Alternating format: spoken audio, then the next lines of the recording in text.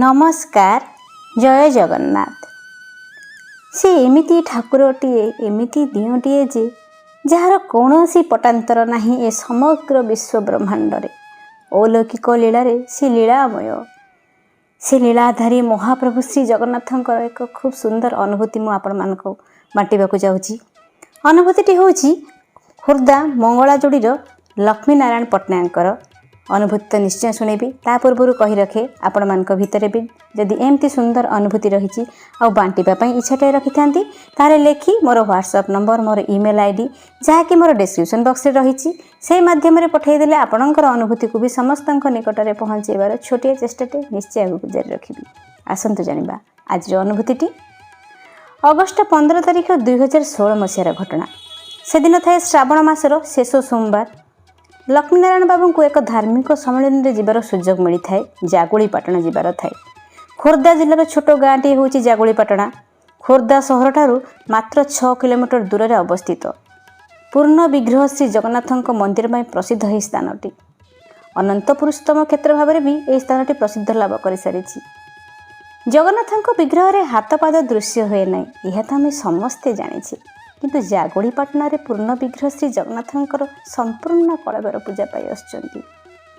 विशिष्ट साहित्यिक गौरी कुमार ब्रह्मांकर एक लेखार लिखित अच्छी ओडिशार संस्कृति दुई गोटी विरल जगन्नाथ विग्रह संपर्क में।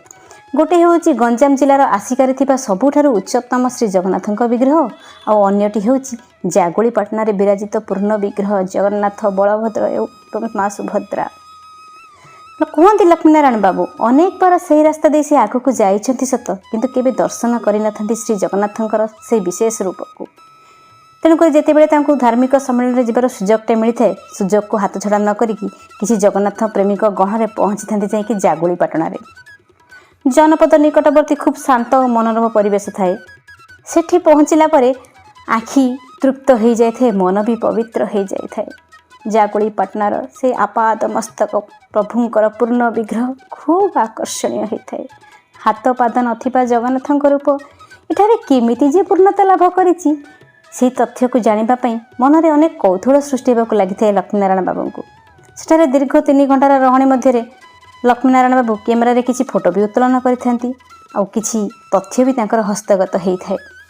इतिहास किंवदंती और जनश्रुति आधार में कहुए जे प्राचीन ओडिशार गजपति राजा द्वितीय दिव्य सिंह देव जगन्नाथंकर जने अतीव श्रेष्ठ भक्त थिले। जगन्नाथंकर दर्शन बिना पानी टोबे भी तांको पेट को जाऊ नथिला। कौनसी एक कारण इंग्रेज शासक तांको हत्या अपराध में फसैकरी बारवाटी दुर्ग में किछि दिन बंदी रखला परे निर्वासन दंड में दंडित करिथांती कला पानी जहाँकि वर्तमान अंडमान निकोबर द्वीपपुंज सेठिकी पठै दी थांती गजपति को।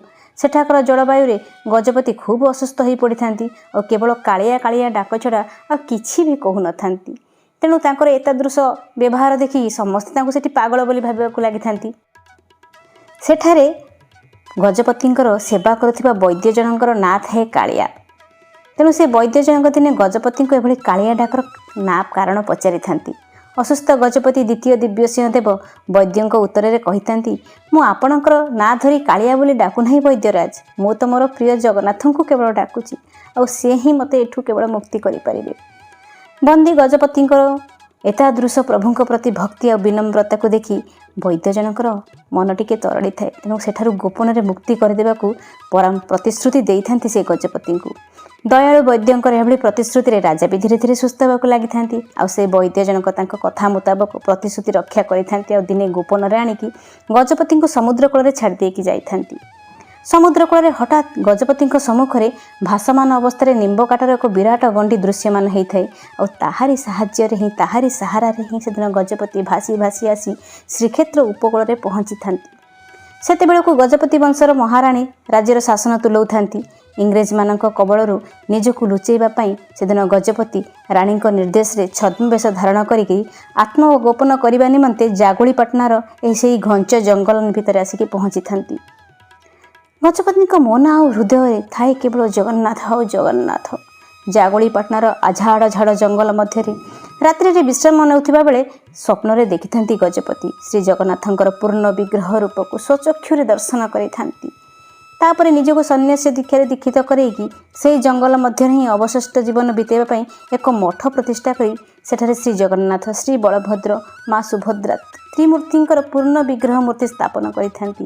आउ गजपति द्वारा प्रतिष्ठित सही मूर्ति सही दिन ठारू जागुलीपाटना मठरे श्री जगन्नाथंकर पूर्ण विग्रह रूप से पूजा पाई आसुछंती। जगन्नाथंकर परम भक्त गजपति द्वितीय दिव्य सिंहदेव द्वारा जागुलीपाटना प्रतिष्ठित सही मठ आज श्री जगन्नाथंकर पूर्ण विग्रह मंदिर में परिणत हो पारी। जनपद ठारू अधूरे 19 एकर परिमित जमी उपरे एक स्वल्प स्थान में यह मंदिरटी प्रतिष्ठा मान दंडायमान भक्त मानकर दान ही मंदिरटी परिचालित। प्रति वर्ष पूर्ण विग्रह जगन्नाथंकर रथयात्रा पालित होता है और लोकसभा सदस्य डॉक्टर प्रसन्न कुमार पाठशाणी भी रथयात्रा यही रथरे छेरा पहरा कार्य को संपादन करिथां। सतरे मो लीलामय ठाकुरंकर लीला अतीव विचित्र। जुगे जुगे सी तो भक्त पाई अनेक रूप धारण करिसेंती आउर से प्रत्येक रूप पछरे एक सुंदर अलौकिक कहानी लुचि रही। आशा करुच्ची आजिर यही महाप्रभु को लेकिन अलौकिक अनुभूति आपण मान मन को छुई बोली केमती लगी मतामत निश्चय जनइबे। भल लगी लाइक और शेयर करदे। जो मैंने मो चैनल नुआ अच्छा चैनल टी सब्सक्राइब करने और जो मैंने मत इंस्टाग्राम रे फॉलो करने को चाहता आईडी टी हूँ अनुभूति ठाकुर। आज रही जय जगन्नाथ नमस्कार।